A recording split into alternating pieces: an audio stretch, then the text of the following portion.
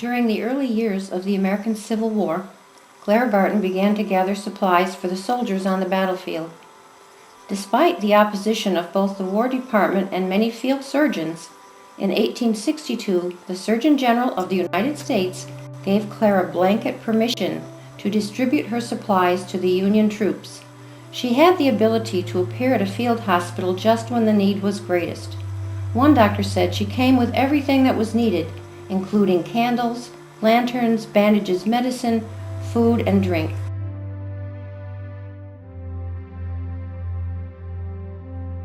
In addition to distributing supplies to Union soldiers, she also nursed the wounded. Miss Barton cradled the heads of the suffering and brought them food and water.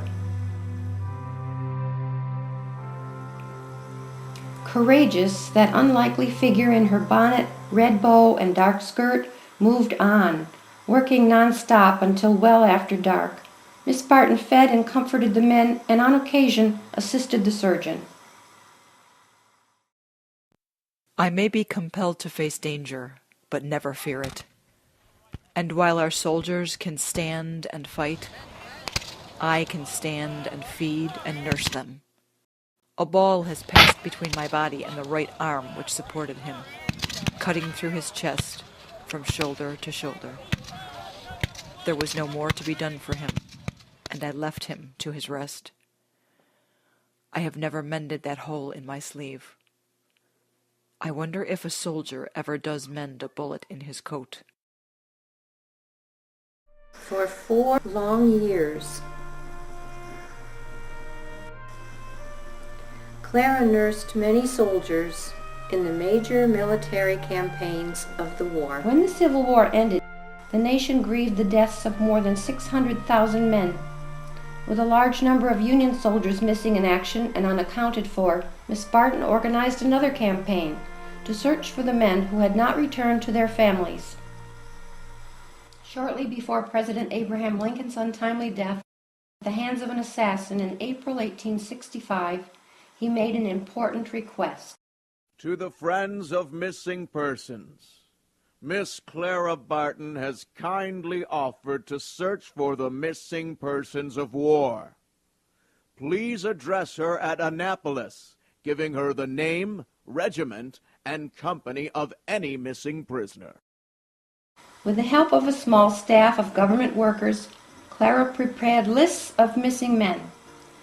These were organized by state.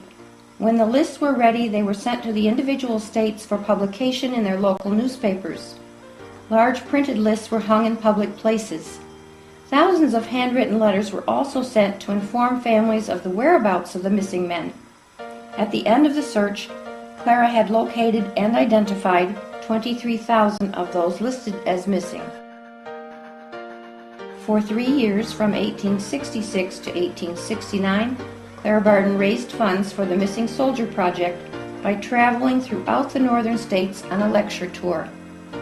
It was on a cold December night in 1866 that Miss Barton first came to Dansville, New York. Her lecture was titled, "Work and Incidents of Army Life."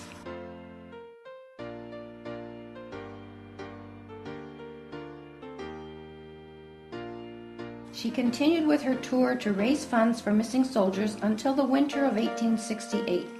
In Portland, Maine, she was embarrassed to have to leave the stage when she opened her mouth to speak and no voice came out. For a while, Clara was forced to take a rest from the many hardships that characterized the primitive travel of those days. Upon the advice of her doctors to make a much-needed rest, Clara departed with her sister for a holiday in Europe. Miss Barton had not been in Switzerland very long when she was visited by a delegation from the society known as the International Red Cross of Geneva. These men called upon her to learn why the United States had not joined with other European nations in adopting the Treaty of Geneva, which had as its objective to honor the neutrality of wounded in time of war and the persons and material necessary for their care and treatment. As Miss Barton learned more about the international agreement, she became convinced of its great worth to mankind. In contrast to the lack of preparedness and delay which she had known through the Civil War, she marveled at the organization of the International Red Cross. If I live to return to my country, I will try to make my people understand the Red Cross and the Treaty of Geneva. In 1870 came the Franco-Prussian War, and Miss Barton was asked to go to the front as a Red Cross worker. During the war, Miss Barton was given the opportunity to witness the Red Cross at work. In 1873, Miss Barton returned to America, once again exhausted and in need of rest. She was encouraged by friends to seek the care of Dr. James Caleb Jackson, founder of our home on the hillside in Dansville, New York. This renowned water cure and health institute became home to America's angel of the battlefield.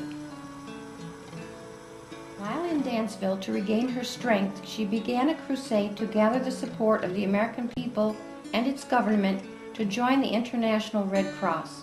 At first, a nation tired of war was slow to accept the invitation. Clara traveled extensively between Dansville and Washington to lobby Congress and the American president for the ratification of the Geneva Treaty. Clara often returned to Dansville, where she had the support of the Jackson family and many other friends. To honor Clara, these friends held a meeting at the Lutheran Church.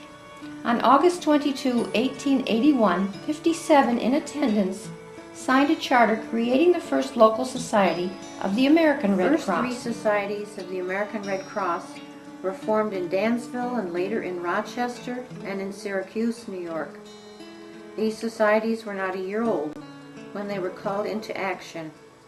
5,000 people were left homeless by a disastrous fire, which destroyed hundreds of acres of farmland in eastern Michigan. The Red Cross flag made its first appearance in Dansville at this time. The Senate of the United States finally ratified the Treaty of Geneva Convention. The American Red Cross was officially born, and Clara Barton became its first president. She served this organization for 23 years. At the age of 60, when most people are planning their well-earned retirements, Clara was beginning a quarter of a century of activity which would surpass all of her previous achievements.